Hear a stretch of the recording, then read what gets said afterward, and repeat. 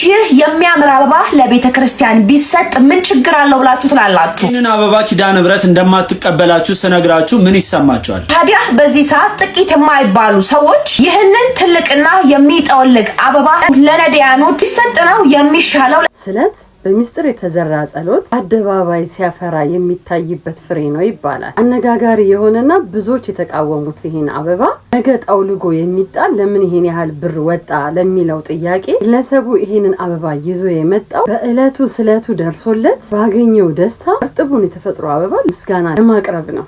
ልክ እንደ አቤል መስዋዕት ማለት ነው። ካለው በጎች ውስጥ መርጦ ጽኡንና ውዱን አይደል ለፈጣሪው ያቀረበው። ለድሆች ለምን አልሰጠም ለሚለው ተቃውሞ ደግሞ ይሄንን ትልቅ አበባ የገዛ እጅ ለድሆች አይሰጥም ብለን እናስባለን። ጌታችን በወንጌል ላይ ስትመጸውት ምጽዋት በስውር እንዲሆን ቀኝ ሲሰጥ ግራህ እንዳያይ ብሎ በማቴዎስ 6:3 ላይ ተናግሯል እኮ። ምጽዋት በእወቁልኝ አይደረግም። ስለት ግን በአደባባይ የሚመሰከር የጸሎት መልስ ውጤት ነው።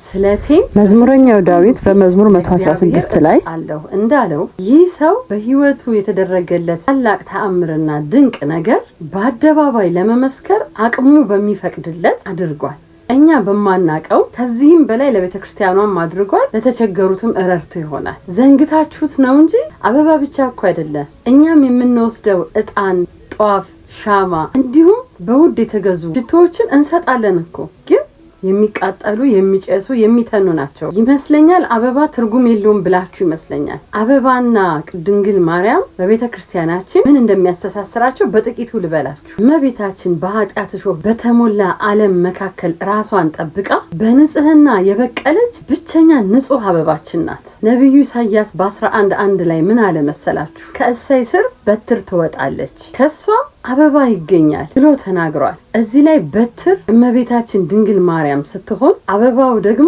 ልጇ ጌታችን ኢየሱስ ክርስቶስ ነው። መኃልየ 2:12 ላይ በምድራችን አበባ ታየ በማለት ክርስቶስን አበባ እመቤታችንን ደግሞ አበባው በተገኘበት ምድር ተመስላለች። የአባ ሕርያቆስ የቅዱስ ኤፍሬም ምስጋና በቅዳሴ ማርያምና በውዳሴ ማርያም ላይ ድንግል ማርያም የመዓዛዋ መዓዛ ያማረ የጽጌረዳ አበባ ነች እየተባለ ትመሰገናለች። በማህሌተ ጽጌም እንዲህ በአበባ ተመስላለች።